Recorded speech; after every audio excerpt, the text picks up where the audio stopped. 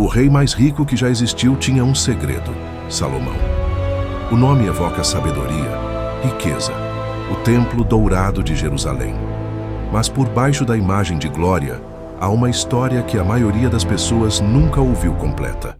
Um harém de 1000 mulheres, que era na verdade uma rede de alianças que cobria o mundo conhecido.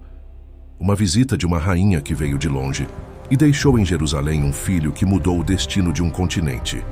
E um objeto sagrado que desapareceu de Jerusalém há 2600 anos e que uma tradição de 3000 anos diz estar guardado por um único homem numa pequena chapéu no norte da Etiópia. Salomão não era apenas um rei extraordinariamente rico e sábio. Era o último guardião de uma linhagem que os textos sumérios chamam de portadores do Nam-Lugal, o kingship divino que desceu do céu, que os egípcios chamavam sangue de Horus, que os maias chamavam a linhagem dos deuses, e que hoje, se as tradições estiverem corretas, ainda existe, em descendentes espalhados pelo mundo, guardando algo, esperando algo. Este é o documentário completo dos segredos de Salomão. Para entender os segredos de Salomão, precisas primeiro de entender o homem. E o homem é mais extraordinário do que qualquer filme de Hollywood conseguiu mostrar. O contexto: Salomão herdou um reino que o seu pai Davi tinha unificado à força. Israel tinha sido durante séculos uma confederação de tribos, unidas pela religião, mas não por uma estrutura política sólida. Davi criou essa estrutura. Construiu Jerusalém como capital. Derrotou os filisteus. Mas o seu reinado foi marcado pela guerra e pela sua própria humanidade falível, o caso com Betsabé, o assassinato de Úrias, as guerras familiares. Salomão herdou um reino que precisava de paz e fez da paz a sua arma mais poderosa, a riqueza. O ouro que Salomão acumulou é descrito nos textos com números que desafiam a imaginação. 666 talentos de ouro por ano, só das rotas comerciais. Mais o que chegava dos reis e governadores vassalos. Mais o ouro de Ofir, uma localização misteriosa que ninguém identificou com certeza ainda hoje. Arqueólogos e historiadores que tentaram calcular a riqueza de Salomão em valores modernos chegaram a estimativas entre 1,8 e 2,2 trilhões de dólares. O templo. A construção que definiu o reinado de Salomão foi o templo em Jerusalém. 7 anos de construção, utilizando cedros do Líbano, negociados com Irão, rei de Tiro. Utilizando pedra cortada com tal precisão que os textos dizem que não se ouviu som de martelo ou cinzel durante a construção. E utilizando ouro em quantidades inimagináveis. O interior do Santo dos Santos, onde seria colocada a arca, foi revestido de ouro puro. O chão, as paredes, o teto, tudo ouro. Quando o templo foi consagrado, os textos descrevem uma nuvem de glória que o encheu, uma presença física, tangível, que fez os sacerdotes recuarem. A sabedoria. A Bíblia diz que Deus apareceu a Salomão em sonho e lhe ofereceu qualquer coisa que pedisse. Salomão pediu sabedoria, não riqueza, não poder, não vitória sobre os inimigos. Sabedoria para governar bem o povo. E Deus, segundo os textos, ficou tão impressionado com esta escolha que deu a Salomão também tudo o que não tinha pedido. A sabedoria de Salomão tornou-se lendária. Reis de todo o mundo faziam viagens longas apenas para ouvir os seus julgamentos. O famoso julgamento de Salomão, em que ordenou cortar uma criança ao meio para descobrir qual era a mãe verdadeira, é um dos exemplos mais citados de pensamento lateral na história. Mas a sabedoria de Salomão era também, segundo os textos, de natureza espiritual. Ele conhecia a linguagem dos animais, tinha poder sobre os jinn, os espíritos. O anel de Salomão, segundo tradições islâmicas e judaicas, era um selo que lhe dava poder sobre forças sobrenaturais. De onde vinha este conhecimento? A tradição ortodoxa diz: era um dom de Deus. A tradição alternativa diz: era herdado, de uma linhagem que carregava sabedoria acumulada por gerações. Uma linhagem que começava muito antes de Davi, muito antes de Abraão.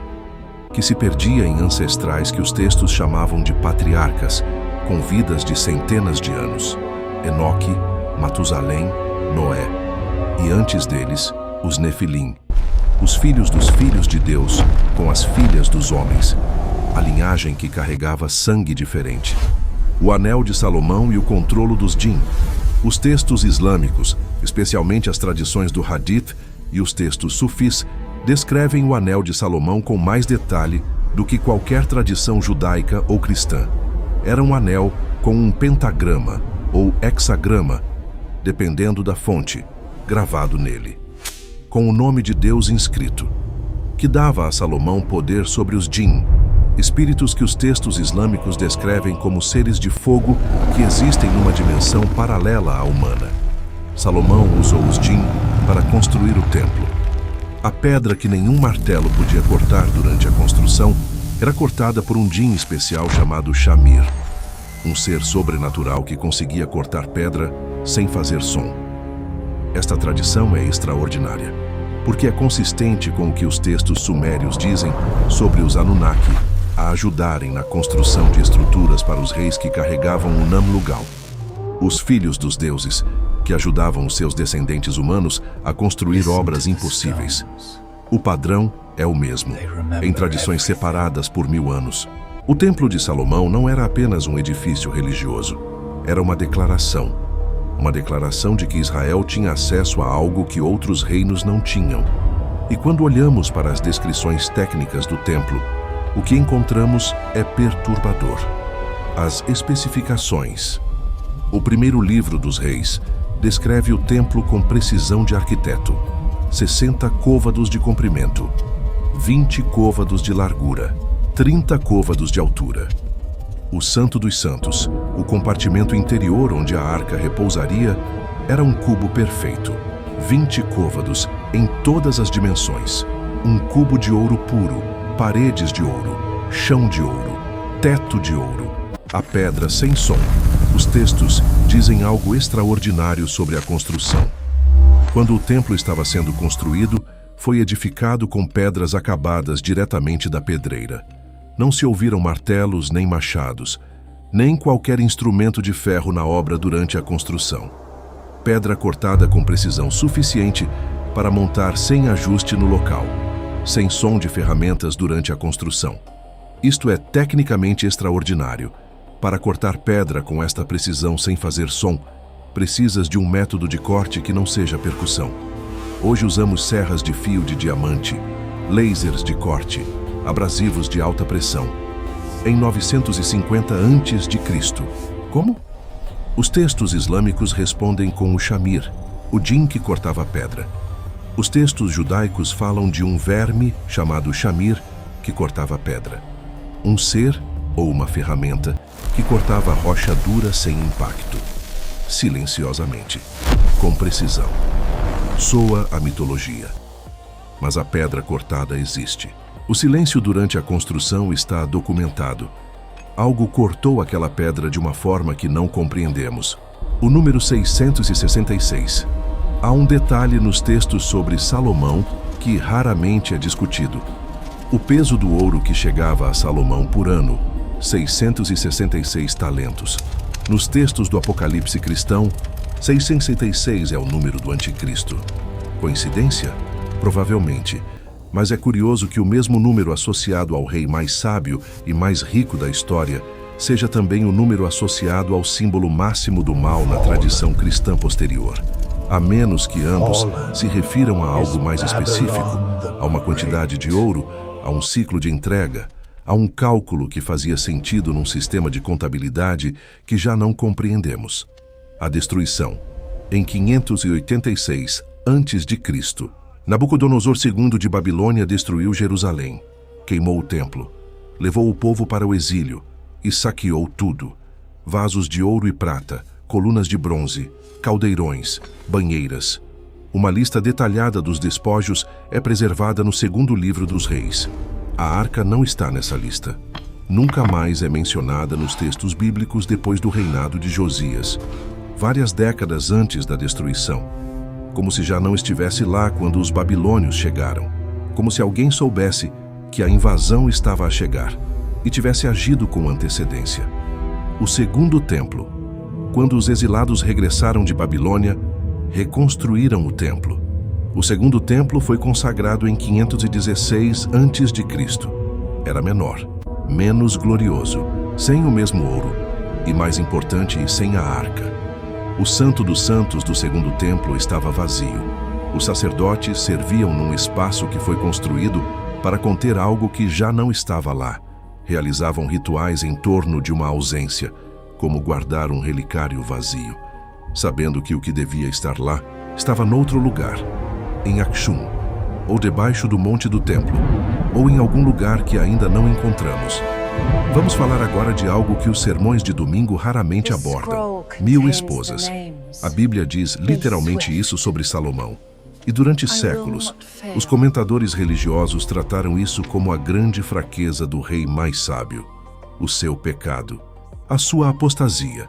Mas se olhares com os olhos de um historiador e não de um pregador, verás outra coisa. A máquina diplomática. Cada princesa que entrava no harém de Salomão representava um tratado. A princesa fenícia de Tiro, acesso às madeiras do Líbano para o templo e ao comércio marítimo do Mediterrâneo. As princesas moabitas e amonitas, segurança das fronteiras leste e controlo das rotas caravaneiras da Arábia. As princesas edomitas, acesso ao porto de Elate no Mar Vermelho e as rotas marítimas para a Arábia e o Corno de África. As princesas egípcias, a aliança mais extraordinária de todas, a filha do faraó. O Egito tinha uma regra absoluta que durava há 1000 anos. Nenhuma filha do faraó se casava com um rei estrangeiro. O faraó era filho de Ra. As suas filhas eram divinas. Dá-las em casamento seria admitir igualdade com reinos inferiores. Havia cartas do século XIV a.C., onde reis estrangeiros pediam filhas do faraó. A resposta egípcia foi invariavelmente a mesma: nunca. Desde os tempos antigos, nenhuma filha do rei do Egito foi dada a ninguém.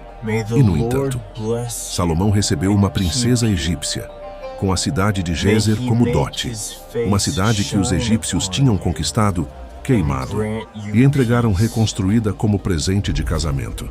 O Egito deu uma cidade a Israel. Isso nunca tinha acontecido. O que tornou Salomão diferente de todos os outros reis estrangeiros que pediram uma filha do faraó e foram recusados? A resposta pode estar na linhagem. Salomão não era apenas um rei poderoso. Era o portador de uma linhagem que vinha de Abraão, que por sua vez descendia de Noé, que por sua vez descendia de Adão.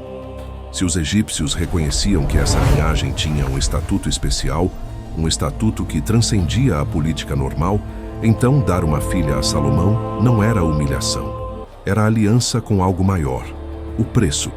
Mas o harém tinha um preço que os textos bíblicos descrevem sem rodeios. Cada princesa trouxe consigo a sua religião. E Salomão, para agradar as suas esposas, construiu templos para os seus deuses. Quemós dos moabitas, Moloque dos amonitas, Astarte dos fenícios. No Monte das Oliveiras, à vista do templo do Deus único, Salomão ergueu altares para divindades estrangeiras. Os profetas nunca o perdoaram. E quando morreu, o seu filho herdou um reino dividido por dentro, que se partiu definitivamente pouco depois. Entre todas as 1000 mulheres de Salomão, havia uma que era diferente, que não foi trazida como aliança, que veio por escolha própria, de um reino distante, com ouro e especiarias, e com perguntas que ninguém mais conseguia responder. A rainha de Sabá, a versão bíblica. A Bíblia dedica apenas 13 versículos a esta história. A rainha veio, fez perguntas difíceis. Salomão respondeu a todas. Ela ficou impressionada. Trocaram presentes. E ela partiu. Sem menção de romance. Sem filho. Sem arca. A versão etíope, o Quebra-Nagaste, o livro sagrado da Etiópia, conta uma história completamente diferente. A rainha Maqueda chegou a Jerusalém e ficou meses a aprender com Salomão. E quando quis partir, Salomão organizou um banquete com especiarias intensas e depois convidou-a a passar a noite no palácio. Com um acordo, ele não a tocaria e ela não tomaria nada que fosse dele. À meio da noite, a sede era insuportável pelas especiarias do jantar. Ela bebeu água. Salomão surgiu e exigiu o equivalente. A tradição pode parecer dura ao olhar moderno, mas no contexto do mundo antigo era um subterfúgio diplomático, uma forma de criar um laço de sangue entre dois reinos. Maqueda voltou à Etiópia grávida, e o filho que teve, Menelik, mudou o curso da história do Corno de África. Menelik e a Arca. Quando Menelik cresceu, foi a Jerusalém conhecer o pai. Salomão queria que ficasse. Queria que reinasse em Israel. Mas Menelik escolheu a Etiópia. E quando partiu, segundo o Quebra Nagast, os filhos dos sacerdotes que o acompanhavam levaram a Arca da Aliança, sem que Menelik soubesse inicialmente. Quando descobriu, quis devolver. Mas a tradição etíope diz que Deus aprovou a transferência. O povo etíope, que guardava as leis de Moisés com mais fidelidade do que Israel, era um novo guardião. A linhagem. Menelik tornou-se o primeiro rei da linhagem salomônica da Etiópia, uma linhagem que governou, com algumas interrupções, durante 3.000 anos. O último da linhagem foi Haile Selassie, imperador da Etiópia, até 1974, que usava o título Leão de Judá eleito de Deus, Rei dos Reis da Etiópia, e que reivindicava ser o 225º descendente direto de Salomão e Maqueda. Quando morreu, uma linhagem de 3.000 anos chegou ao fim. Ou, pelo menos, ao fim do poder político. Os descendentes ainda existem. E a tradição que eles guardam, incluindo a Arca, continua. A conexão com os Anunnaki. Há algo que nenhum comentador religioso menciona, mas que quem estuda as tradições antigas nota imediatamente. O padrão de Salomão e Maqueda é idêntico ao padrão que os textos sumérios descrevem entre os Anunnaki e as mulheres humanas. Os filhos de Deus que se uniram às filhas dos homens, criando uma linhagem híbrida. No caso de Salomão, um homem que carregava o sangue de uma linhagem especial, unindo-se a uma rainha de um povo que os textos etíopes descrevem como guardando um conhecimento muito antigo. E o fruto dessa união, Menelik, tornou-se o guardião do objeto mais sagrado do mundo antigo, a Arca, que pode não ser apenas um cofre de madeira coberto de ouro, mas algo tecnológico, algo que exigia guardiões com características específicas para ser manuseado com segurança. Como os Anunnaki, criaram humanos com características específicas para trabalhar com materiais que outros humanos não podiam tocar.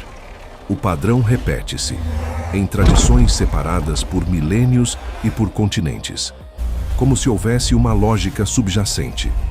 Uma lógica que ainda não compreendemos completamente. A Arca da Aliança é o objeto mais misterioso da história humana, não apenas pela sua localização desconhecida, mas pelo que os textos dizem que ela fazia, e pelo que os físicos modernos dizem que ela poderia ser. A descrição técnica.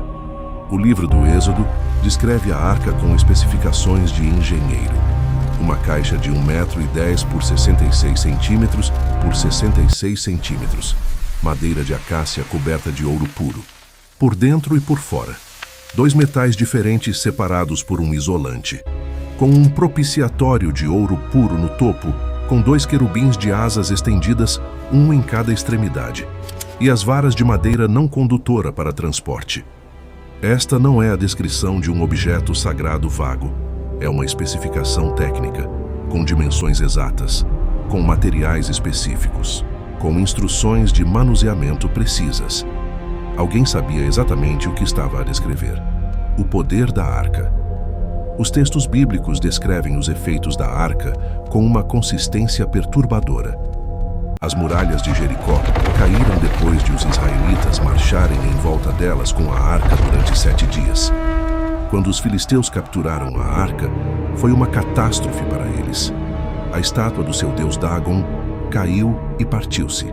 Pragas devastaram as cidades onde a guardavam. Devolveram-na rapidamente. Quando Uzá tentou estabilizar a arca no carrinho e a tocou, morreu imediatamente.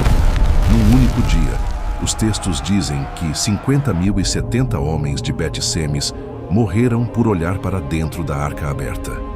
Estes não são eventos vagos. São descritos com especificidade, com números, com nomes, com locais identificáveis. O que os físicos dizem? Vários físicos e engenheiros, começando por Nikola Tesla no século XIX e continuando até investigadores contemporâneos, notaram que esta descrição corresponde a um capacitor elétrico. 2 condutores, ouro interno e ouro externo, separados por um isolante, a madeira de acácia. As condições climáticas do deserto do Sinai, ar extremamente seco, vento constante, variações bruscas de temperatura, são ideais para carregar um capacitor. Em tais condições, a diferença de potencial entre os 2 condutores de ouro poderia acumular tensões de vários milhares de volts. As varas de madeira para transporte, material não condutor, são exatamente o que usarias para mover um objeto carregado eletricamente sem te eletrocutares. Os efeitos que a arca tinha sobre quem a tocava sem proteção, descarga elétrica de alta voltagem. A morte de Uzá ao tocar a arca, consistente com paragem cardíaca por eletrocução de alta voltagem. Os 50.070 homens de Bet-Semes, possível descarga em arco elétrico num espaço fechado onde a arca foi aberta, e o propiciatório com os querubins de asas estendidas, uma geometria que criaria um campo elétrico específico e focalizado no espaço entre as asas.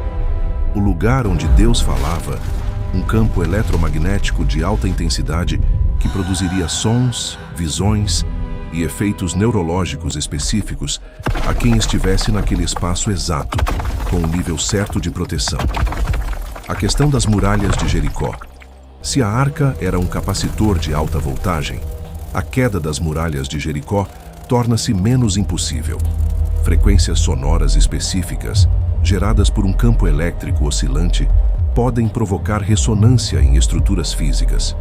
Investigadores de acústica documentaram que frequências na gama de 18-19 Hz, infrassom, abaixo do limiar auditivo humano, podem provocar vibração em estruturas de pedra e argila seca. 7 dias de marcha com instrumentos de vento e a arca, gerando campos eletromagnéticos oscilantes ao redor de muralhas de adobe seco. Improvável, mas não impossível. Mas há algo ainda mais perturbador. Se a arca era tecnologia, quem a desenhou? As especificações foram dadas a Moisés no Monte Sinai, por Deus, segundo a tradição ortodoxa, ou por seres que entendiam física avançada, segundo a interpretação alternativa. Os mesmos seres que os textos sumérios descrevem como tendo dado tecnologia específica aos seus descendentes humanos. Os mesmos que os textos egípcios descrevem como tendo ensinado os sacerdotes de Karnak conhecimentos que os sacerdotes preservaram sem compreender completamente. Os mesmos que aparecem em todas as tradições antigas como portadores de conhecimento que a humanidade comum não tinha e que transmitiram esse conhecimento seletivamente a quem estivesse preparado para o guardar. Moisés esteve 40 dias no Monte Sinai, 40 dias a receber instruções, não apenas os 10 mandamentos, as especificações completas do tabernáculo, do altar, das vestes sacerdotais e da arca, um manual técnico completo para construir e operar um dispositivo cujo propósito real pode ter sido muito mais do que conter tábuas de pedra. Onde está a arca hoje? 3 tradições dizem saber onde está. A tradição judaica rabínica diz que foi escondida numa câmara secreta sob o monte do templo, colocada lá pelos sacerdotes antes da invasão babilônica de 586 a.C. A tradição cristã etíope, a mais específica e a mais documentada, diz que está em Aksum, na chapéu do Tablet, ao lado da igreja de Nossa Senhora Maria de Sião, guardada por um único guardião que não pode abandonar o posto até a morte, que não pode casar, que não pode ter filhos, que dedica a vida inteira a guardar o que está lá dentro. Quando o guardião anterior está próximo da morte, ele escolhe o seu sucessor, transmite o papel e morre. Esta tradição não interrompeu desde o reinado de Menelik, há 3.000 anos. O investigador Graham Hancock passou anos a pesquisar esta questão, visitou Aksum, falou com o guardião anterior, pediu para entrar. Foi recusado, mas convenceu-se de que havia algo lá dentro que justificava 3.000 anos de guarda ininterrupta. Algo que os etíopes protegem com uma seriedade que vai muito além da tradição cultural. Em 2008, o patriarca da Igreja Ortodoxa Etíope anunciou que ia mostrar a arca ao mundo. Cancelou no último momento sem explicação. Por que anunciar e depois cancelar? A única explicação que faz sentido é que havia algo que não podia ser mostrado. Algo que, se visto, levantaria perguntas que ninguém estava preparado para responder. Há uma linha que vai de Salomão aos Templários, e dos Templários a Portugal, e de Portugal à Etiópia. Uma linha que poucos historiadores traçaram completamente. Os Templários, fundados em 1119, 2 decênios depois da Primeira Cruzada. A sua sede inicial, o Monte do Templo em Jerusalém. Durante 10 anos, os primeiros 9 templários ficaram essencialmente inativos em termos militares. Não protegiam peregrinos, não faziam campanhas, escavavam, sob as ruínas do que terá sido o Templo de Salomão. Em 1129, regressaram à Europa e, em poucos anos, tornaram-se a ordem mais rica e poderosa da Europa. Fundaram o primeiro sistema bancário internacional moderno. Construíram catedrais com arquitetura que incorporava simbolismo que os acadêmicos ainda debatem. E desenvolveram rituais secretos que 2 séculos depois levariam à sua extinção violenta. O que encontraram? Não sabemos. Mas a transformação foi tão rápida e tão total que algo extraordinário deve ter acontecido nos 10 anos de escavação. Documentos, relíquias, um mapa, ou algo que confirmava onde a arca estava. A supressão. Em 1307, o rei Filipe IV de França ordenou a prisão de todos os templários, acusados de heresia, adoração do diabo, práticas obscenas. Em 1312, o Papa Clemente V suprimiu a ordem. Em 1314, o último grão-mestre, Jacques de Molay, foi queimado em Paris. Antes de morrer, amaldiçoou o rei e o Papa. Ambos morreram em menos de 1 ano. Em Portugal, a ordem não foi suprimida, foi reconvertida. Os templários portugueses tornaram-se os Cavaleiros de Cristo, com a mesma estrutura, os mesmos recursos, os mesmos membros e com o mesmo conhecimento. Em 1418, o infante Dom Henrique, grão-mestre dos Cavaleiros de Cristo, iniciou as explorações sistemáticas da costa africana. As caravelas que exploraram a costa de África usavam a cruz templária como insígnia. Chegaram à Etiópia. Estabeleceram contato com os imperadores etíopes, que os textos da época chamavam de Preste João. A pergunta que ninguém faz: por que Portugal estava tão interessado na Etiópia? Comercialmente, havia rotas de especiarias mais lucrativas e mais acessíveis. A obsessão portuguesa com o Preste João, o rei cristão lendário do leste de África, foi uma das forças motrizes da Era das Descobertas. Mas o Preste João era um imperador etíope que governava de Aksum, a mesma cidade onde a arca está supostamente guardada, a mesma cidade onde a linhagem de Salomão mantinha o trono. Coincidência? Ou os herdeiros do conhecimento templário estavam a procurar o que os seus predecessores tinham, encontrado vestígios em Jerusalém? A resposta perdeu-se na história. Mas a linha existe, de Salomão para a arca, da arca para Menelik, de Menelik para Aksum, de Aksum para os templários, dos templários para Portugal, e de Portugal de volta para Aksum, um círculo de 3.000 anos, que pode não estar fechado. Há um mistério em torno de Salomão que foi praticamente ignorado esta semana. O ouro de Ofir. O que os textos dizem? Os textos bíblicos mencionam Ofir repetidamente como a fonte do ouro de Salomão. A frota de Salomão, construída no porto de Elate, no Mar Vermelho, com a ajuda dos fenícios de Irão de Tiro, partia para Ofir e regressava com ouro. 420 talentos numa viagem, depois 666 talentos por ano. Em valores modernos, centenas de milhões de dólares por expedição. A viagem durava 3 anos, ida e volta. 3 anos. Onde ficava Ofir? Esta é uma das grandes questões não resolvidas da arqueologia bíblica. nenhum acadêmico conseguiu identificar Ofir com certeza. As candidatas mais sérias, o Iêmen, Arábia do Sul, geograficamente próximo e historicamente rico em ouro. Mas uma viagem de 3 anos é muito longa para o Iêmen. A costa leste de África, Somália, Moçambique, Zimbábue. O Grande Zimbábue, uma cidade de pedra monumental no interior de África, foi identificada por alguns investigadores como Ofir. Tem minas de ouro antigas na região. A Índia, o porto de Sopara, perto de Mumbai, era chamado de Ofir em textos antigos. Os gregos e romanos usavam rotas para a Índia, e uma viagem à Índia durava de facto cerca de 3 anos nas condições da época.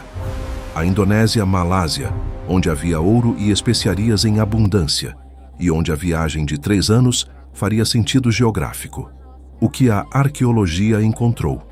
Em 1946, arqueólogos encontraram uma pedra numa escavação em Tel Kassili, perto de Tel Aviv, com uma inscrição em fenício que dizia: Ouro de Ofir para Bet Horon, 30 ciclos.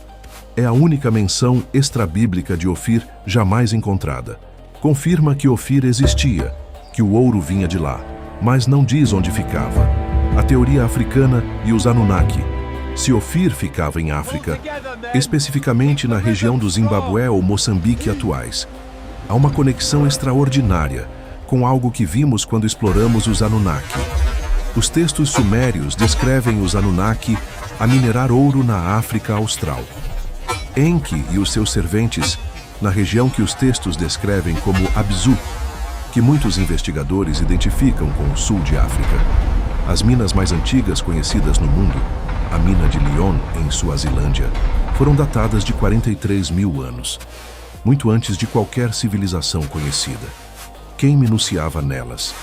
E se o ouro de Ofir vinha das mesmas regiões onde os Anunnaki mineravam, será que Salomão conhecia a origem do ouro? Que sabia de onde vinha e por que tinha valor especial? O ouro que revestia o Santo dos Santos, o lugar onde a arca repousava, era o mesmo ouro que os Anunnaki processavam para proteger a atmosfera de Nibiru? Há uma lógica nesta sequência que é perturbadora e que conecta Salomão à narrativa maior dos Anunnaki de uma forma que nenhum teólogo convencionou dizer. Há um lugar no mundo onde a história de Salomão converge com o presente de forma explosiva. O Monte do Templo em Jerusalém. O que está lá? Hoje, no local onde o Templo de Salomão existiu, erguem-se 2 estruturas islâmicas. O Domo da Rocha, construído em 691 d.C., e a Mesquita de Al-Aqsa, construída em 705 d.C., são o terceiro local mais sagrado do Islão e estão no local mais sagrado do judaísmo. Esta sobreposição, um monumento sagrado sobre outro, é a raiz de um dos conflitos mais intratáveis do mundo moderno. O que está debaixo? Em 1867, o tenente Charles Warren realizou escavações sob o Monte do Templo com autorização das autoridades otomanas. Encontrou um sistema elaborado de câmaras, túneis e passagens. Algumas com marcações que sugeriam construção pré-islâmica, possivelmente da era herodiana ou anterior. O seu relatório foi publicado pela Sociedade de Exploração da Palestina e o acesso foi fechado.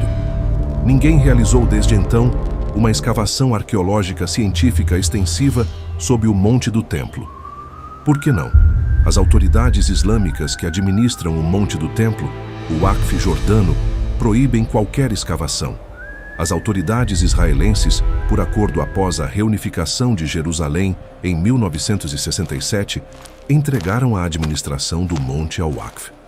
Qualquer escavação seria um ato político explosivo, irreligiosa e politicamente inaceitável para o mundo islâmico. O que os investigadores suspeitam?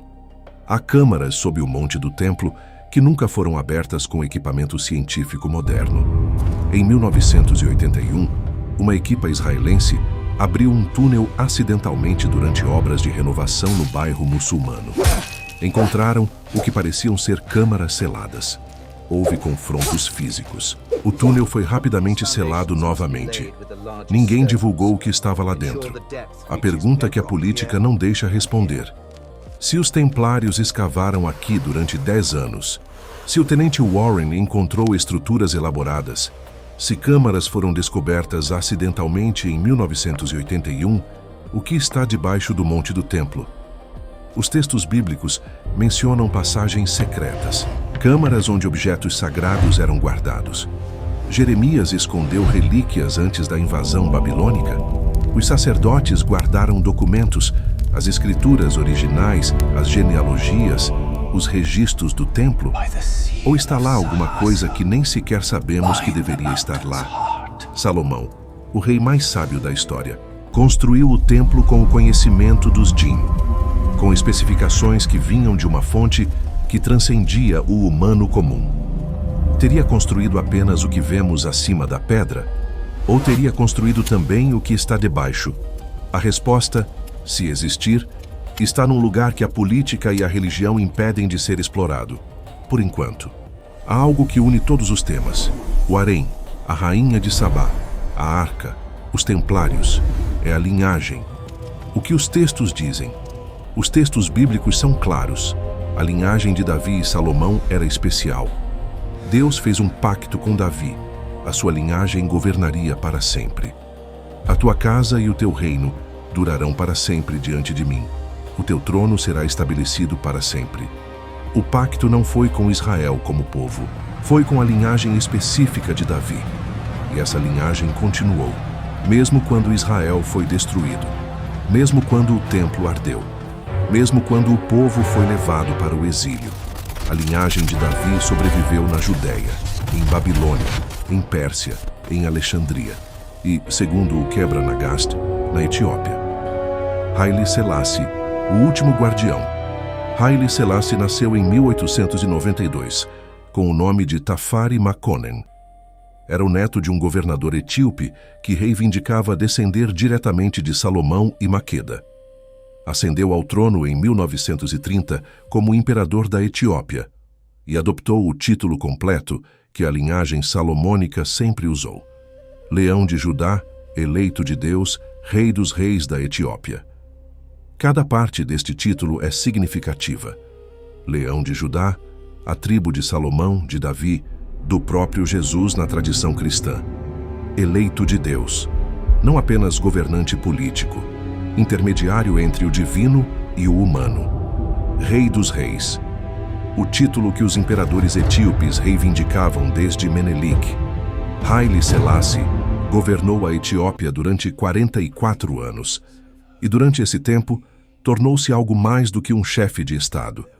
Para o movimento Rastafari, surgido na Jamaica na década de 1930, Haile Selassie era literalmente o Messias, o retorno prometido da linhagem divina, o leão de Judá que as escrituras anunciavam. Milhões de pessoas em todo o mundo acreditavam que ele era a encarnação do cumprimento de uma profecia de 3.000 anos. Ele próprio nunca confirmou esta crença, mas também nunca a negou completamente, como se soubesse algo que não podia dizer diretamente. Em 1974, uma junta militar marxista chamada o Derg depôs Haile Selassie. Em 1975, morreu em circunstâncias nunca completamente esclarecidas, oficialmente de complicações de uma operação. Muitos historiadores suspeitam de assassínio. Com ele, terminou a linhagem salomônica no trono etíope.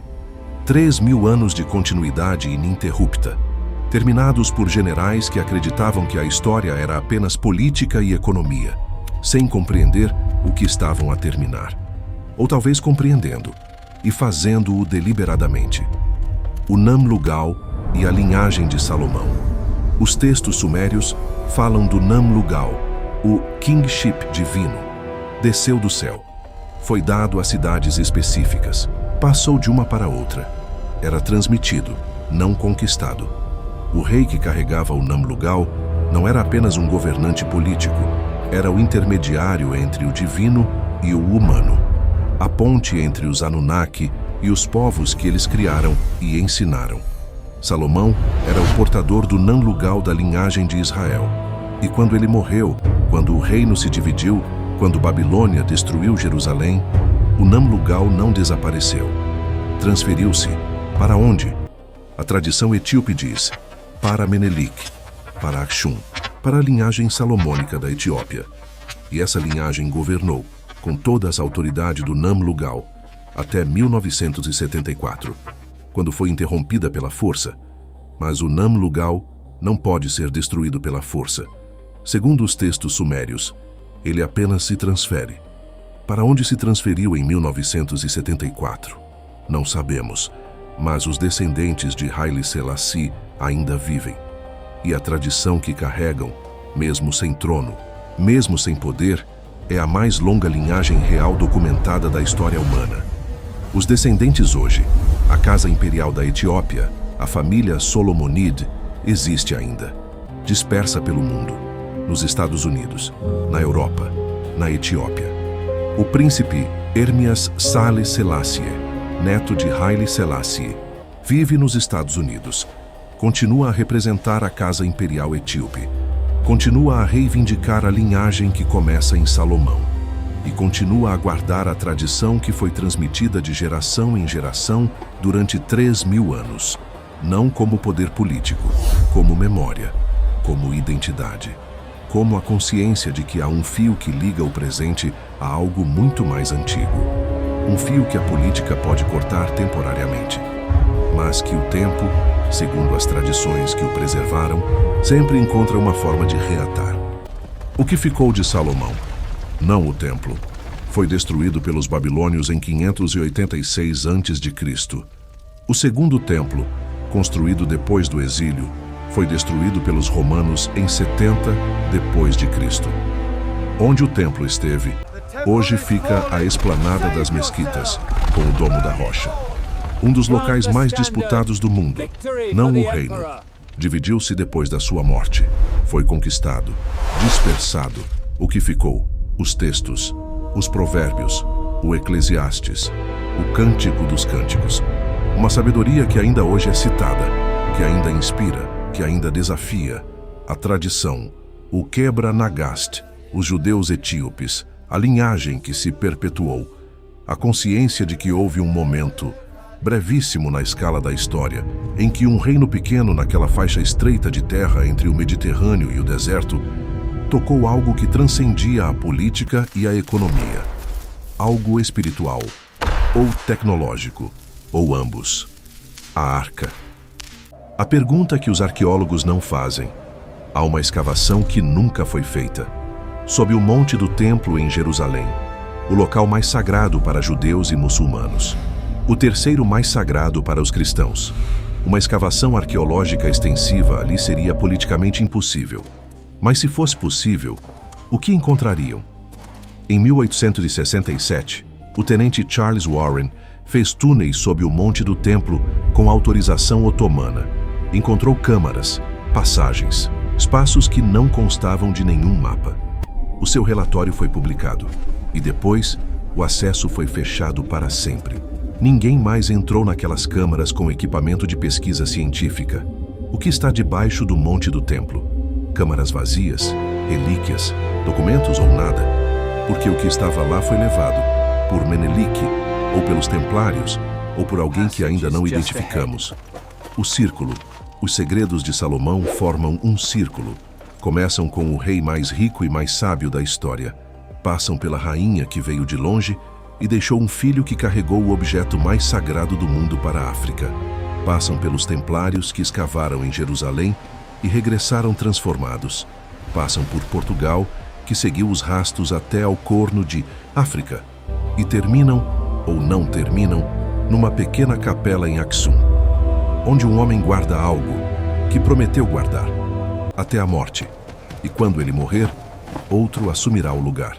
Como sempre, como foi desde o princípio, a guardar o que os portadores do conhecimento deixaram, para quando voltarem. Se inscreva, a história não termina aqui.